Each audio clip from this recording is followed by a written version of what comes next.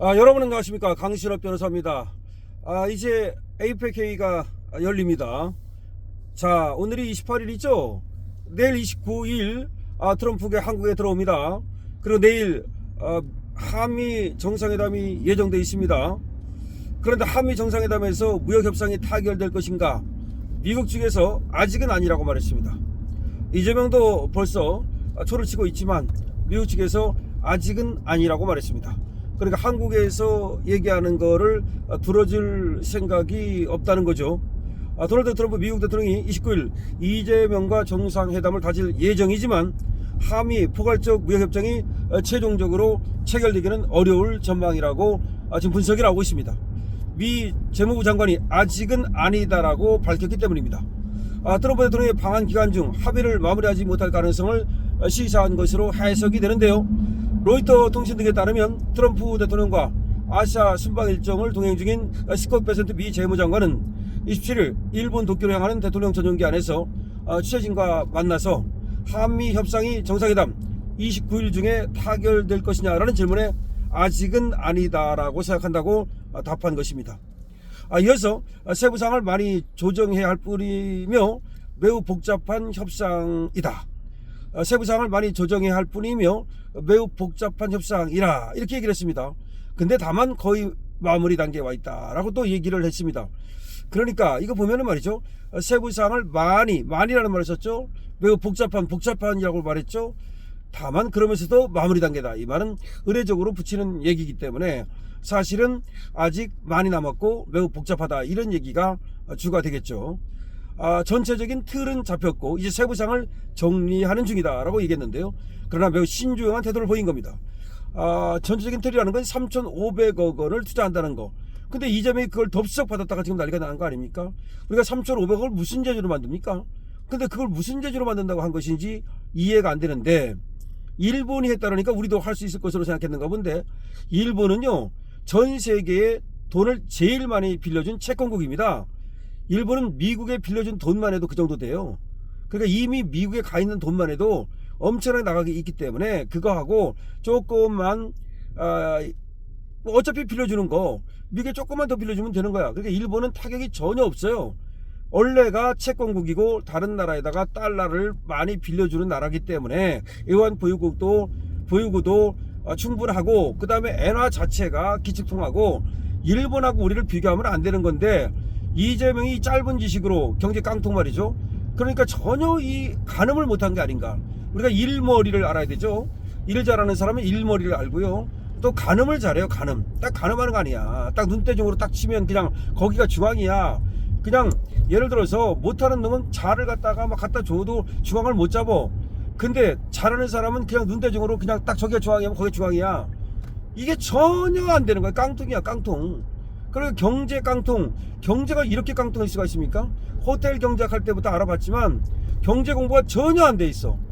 전혀, 그 기본도 안 돼 있다고. 우리가 한번 생각해 보세요. 중학교 가가지고 정치 경제를 배우고 고등학교 가서 배우는 이유가 뭐야? 기본적인 소양 정도는 배우는 거 아닙니까? 전문 지식은 필요 없어요. 솔직한 얘기로 세상 사는데 전문 지식은 몇 사람만 있으면 되는 거야. 양자 역학 몰라도 돼. 양자 역학 몰라도 얼마든지 잘 살 수 있어. 상대성 이론 몰라도 돼. 특수상대성 이론 몰라도 돼. 자, 그렇지만 우리가 알아야 되는 건 뭐냐면은 기본적인 거예요. 딱 상식과 경험치라고 부르는 거야. 이게 안 되는 거야, 이게. 왜냐면 상식을 이게 이재명이라는 사람은 정상적인 삶을 살아오지 않았기 때문에 아주 그 이재명의 어린 시절에 대해서 말이 많아요. 자기는 뭐 공장 다녔다는데 공장 오래 다니지 않았다는 거야. 그리고 생각해 보세요. 자, 초등학교 졸업했다고 쳐. 그러면 그게 12살이란 말이야, 만으로. 그러면은 20살까지 뭐 했어? 얘는 군대도 안 갔단 말이야. 그러면 대학교 갔다고 쳐. 그래. 그럼 그때까지 뭐 했어? 계속 공장 다녔다고? 여러 가지 말이 있습니다, 거기에 대해서. 근데 어쨌든 간에 뭔가 이상하다는 거야. 그 다음에 또 하나, 가난해서 학교 못 갔다고? 아이고, 이재선이는 대학교 나왔어. 회계사야. 무슨 소리 하는 거야? 그래서 거기에 대해서 여러분이 여러 설이 있다는 거 아시죠? 어쨌든 간에 이게 여러 스타일이 아니다 보니, 공부가 제대로 안 돼 있다 보니까 상식과 경험치가 부족한 거야. 펑펑 뚫리는 거야. 아니, 생각해 보십시오, 여러분. 트럼프가 만찬을 열고 있는데 자기가 지금 아시안 국가들하고 트럼프가 만찬하는데 거기를 가야지. 아니 거기를 안 가고 교포들을 찾아가? 같은 시간에? 교포는 그럼 잠깐 비키면 안 돼? 만찬 잠깐 갔다 와서 교포 만나면 안 돼? 기가 막히죠. 더 이상 말할 필요가 없죠. 그러니까 지금 이것도 그래요. 관세 협상도 준다고 한 것부터가 잘못된 거거든. 원래 그러면 3,500달러를 약속을 하지 말았어야 되는 거예요. 여러분 아시잖아요. 3,500달러 주고 거기다가 어떤 짓거리를 하는지 아십니까? 기업인들을 15명을 데려갔어요. 기업인들 전부 다 총동원해가지고, 그리고 1,500억 달러를 더 투자하겠다. 우리 기업이 투자하겠다. 거기다가 1,000억 달러 LNG를 사오겠다. 6,000억 달러. 그러니까 6,000억 달러가 뭔지를 몰랐던 것 같아. 6,000억인 줄 알았나 봐. 제 생각에 6,000억 달러와 6,000억을 갖다가 구별을 못한 거 아닌가. 6,000억 달러면 500조라는 걸 모르고 6,000억으로 한 거 아닌가. 여러분께서 강신업의 말씀에 맞아요, 6,000억을 한 것 같아요 라고 동의하시면 222원을 주시기 바랍니다. 어쨌든 이렇게 해놓고 나서는 이제 와가지고서는 뭐 액수도 안 됐고 분배금도 안 됐고 그 다음에 뭐 투자 방법 뭐 투자 일정 진짜 아무것도 안 됐다는 거야. 결국은 아무것도 안 됐다는 거야. 블룸버그 통신 보니까 뭐 된 게 없어. 의석나기가 몇 가지 점에서만. 미국 사람들은요 웬만하면 좋게 말하기 때문에 지금도 큰 틀에서는 됐는데 뭐 좀 복잡하다, 그 다음에 많이 남았다, 아직 멀었다는 거, 안 된다는 거야. 결국은 미국도 기대를 안 하고 있습니다. 그래서 심지어 어떤 얘기까지 나오냐면 29일 날 회담 거의 안 할 거다 하더라도 그냥 인사 정도만, 에이펙 주최국이니까 어쩔 수 없이 그냥 만나는 정도 하고 말지 않겠느냐.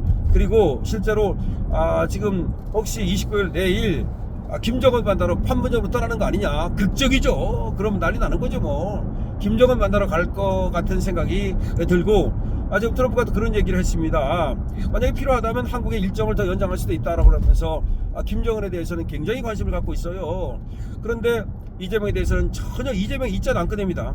자, 트럼프는 말이죠. 24일 아시아 순방길에 오르면서 최진을 만났는데 그때 뭐라고 말했냐면, 한국과의 관세 협상이 타결에 매우 근접했다. 그들이 준비됐다면 나도 준비됐다. 이렇게 얘기를 했습니다. 그들이 준비됐다면 나도 준비됐다. 그런데 결국 그들이 해야 될 문제다. 그들에게 공이 넘어갔다는 얘기인데, 이재명 블룸버그 통신에서 이렇게 말했습니다. 투자 방식과 금액, 일정, 손실, 그 다음에 이익, 이 배분, 모든 것이 여전히 정점으로 남아있다. 여전히. 그럼 뭐가 됐다는 거야? 투자 방식도, 금액도, 일정도, 손실 부담과 이익 배분도 모두가 안 됐다. 뭐가 됐다는 거야? 3,500달러 주기로 한 거? 참 기가 막히지 않습니까? 그래서 지금 3,500억 달러, 501조 7천억인데 이거를 갖다가 주기로 한 거는 이제 어쩔 수가 없는 거야. 자기가 말을 해놨으니까. 그래놓고 나서는 여기 대해서 구체적인 거에 대해서 비토를 놓으면서 슬슬 시간을 끄는 거야. 그러니까 기본적으로 이 이재명 하는 짓거리가 그렇다. 이재명이가 항상 그렇게 살아온 게 아니냐. 스타일이, 그러니까 정면으로 협상하기 굉장히 이 껄끄러운 그런 인간이다. 그러니까 이 게릴라 전술이라고도 할 수 있고 통일전선 전술이라고도 할 수 있고, 뭔가 이렇게 슬쩍슬쩍 비끼면서 트럼프를 비끼잖아요. 트럼프 안 만나러 가잖아. 바로 그런 얘기야. 그런 식으로 양아치 전술이죠. 그런 스타일이다, 이런 얘기인데, 그러면서 지금 뭐 트럼프 대통령은 이렇게 얘기했습니다. 일정 기간 동안 전문 인력을 데려와 우리 미국 직원들에게 기술을 전수할 것이다. 조선업에 대해서 얘기하는 겁니다. 그리고 또 지금 현대자동차라든지 이런 거에 대해서 지금 트럼프가 얘기하는 건 뭐냐, 한국의 기술진, 한국의 돈을 가지고 미국에다가 들어와서 거기서 공장을 짓고 또 공장을 돌려라. 그러니까 확실하게 트럼프는 대단합니다. 트럼프는 백년지 대계를 보는 거야. 그러니까 돈 몇 푼 받는 것도 중요하지만 그 관세 협상을 가지고 사실은 뭘 갖다가 지금 얻어내는 거냐면, 미국의 제조업을 갖다 부흥시키기 위해서 그 제조업이 발달한 나라들에서 일본과 뭐 우리나라 또 뭐 EU라든가 이런 쪽에서 돈 갖고 와가지고서 기술 갖고 와가지고 미국의 제조업을 부흥시켜 달라, 이 얘기예요 결국은. 근데 거기에 부합하는 것을 우리가 해야 되는데, 일단은 3,500억 달러를 갖다 주고 우리 기술도 갖다 줘야 되니까 문제가 발생한 거야. 사실은 원래는 이 정도 되면 우리는 돈은 좀 어렵다. 다만 우리가 기술은 충분히 전수해주고 우리도 거기 가서 같이 좀 같이 나누자, 이렇게 했으면 모르는데, 돈을 준다고 엄청나게 부자 나라처럼 우리가 말이죠, 외환보유가 충분한 것처럼, 우리가 일본인 것처럼, 우리가 EU인 것처럼 이렇게 돈을 준다고 해놓고 나서 이렇게 사달이 난 거거든요.